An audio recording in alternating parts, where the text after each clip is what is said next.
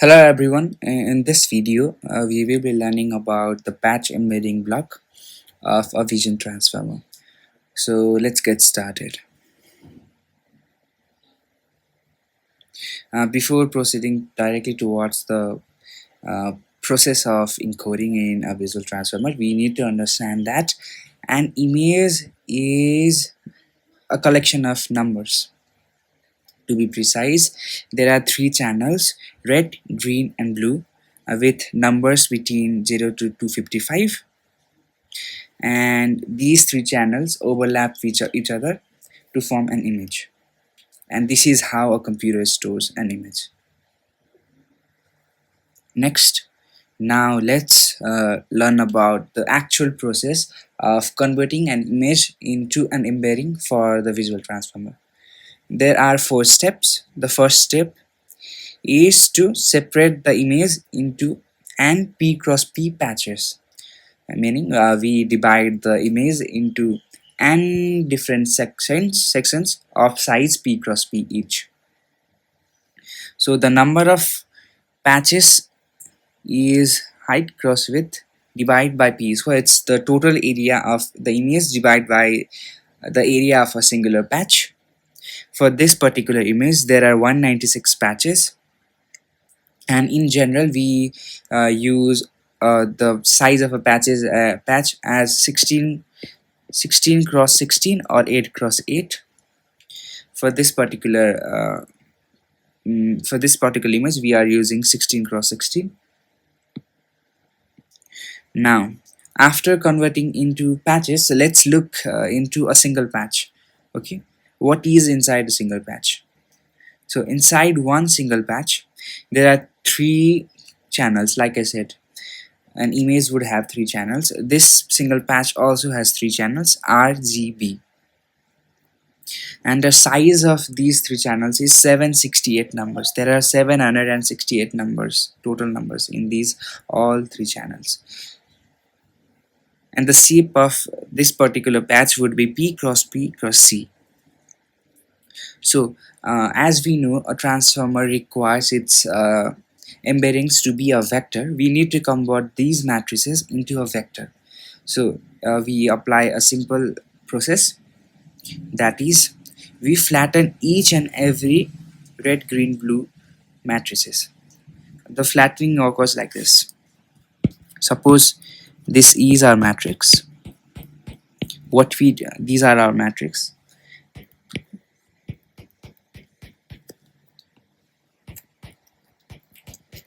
These are matrices. So what we do is we stack all the rows like this of one color, and after that we add it for another color. After that, another color. We stack all the rows of these channels horizontally, so we get a vector of shape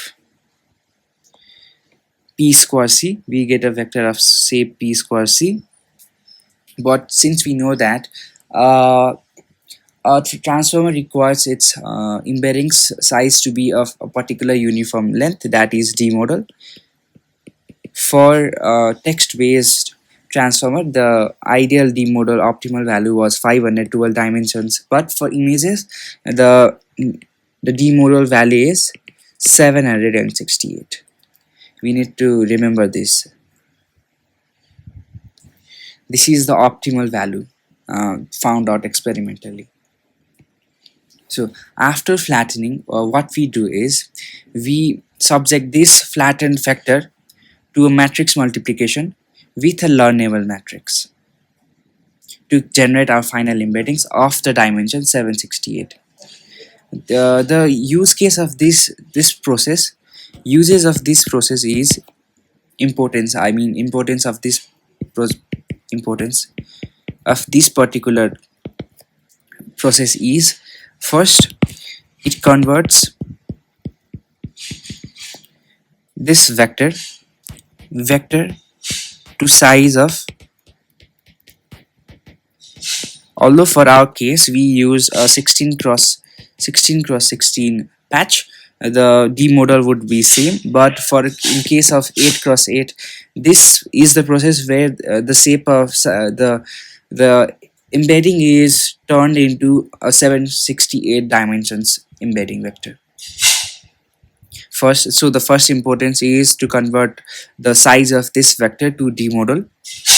Second, this is a learned uh, multiplication or transformation. So we can think of it as a learned feature extraction process. So these raw datas were, would be multiplied with a trainable matrix that will that will give us a good embedding, feature rich, because the gradient descent algorithm would optimize the value of embeddings as well, because it is being multiplied by this learnable matrix. So the next process is, no, before the next process I want to make sure you understand that this particular one, this process this was for a single patch, but in general we do this for n patches, sorry. So n comma 768, and we multiply it with the learnable matrix to get z, and each row is an embedding of a particular patch, that is e1, e2, e3, e4, dot en. Okay, this is actually what happens in a large scale, or even a small visual transformer. So after this, we prepared a CLS token. CLS token is a classification token that is used for prediction. We will be knowing about this further in our final lecture, I guess, where we will be learning about how a visual transformer performs object detection and its everything. For now, just remember that in this patch embedding block, we prepared a CLS token, and it will be used for prediction in visual transformers. This is the general knowledge that you need to have, and we will be discussing more about this CLS token in our final lecture as well.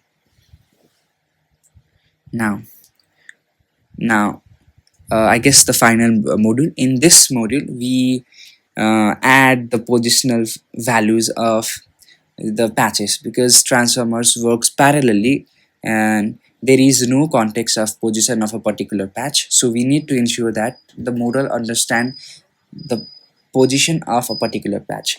And here we aren't using any sinusoidal or cosine functions, because as per the paper, 16 cross 16, an image is worth 16 cross 16 words.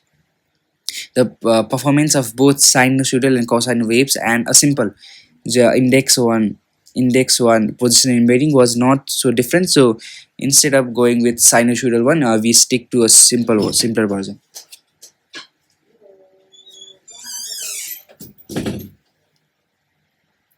So in this position embedding technique, what we do is we create a table. We create a table of size n comma t model, where n is the number of patches and d model is the dimension of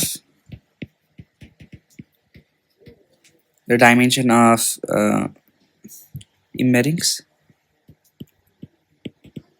And all these values are random values initially, but this is also a learnable table, so each value is optimized by the gradient descent algorithm. And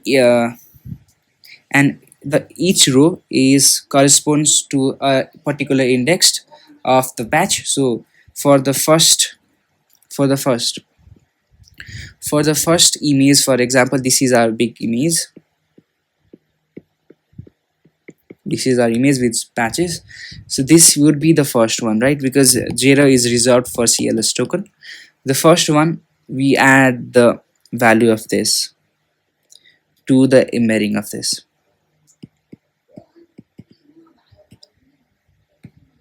So this is how the positional embedding is calculated. The table is learnable table, so values get optimized by the gradient descent algorithm.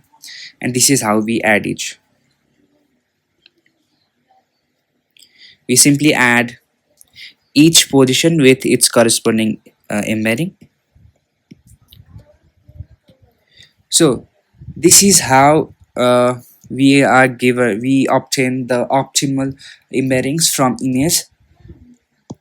This is the full pipeline. We would have an image, we split it into patches, then we flatten each patch, and after we subject it to a linear projection, then prepend the classification token and add the positional values from the positional table.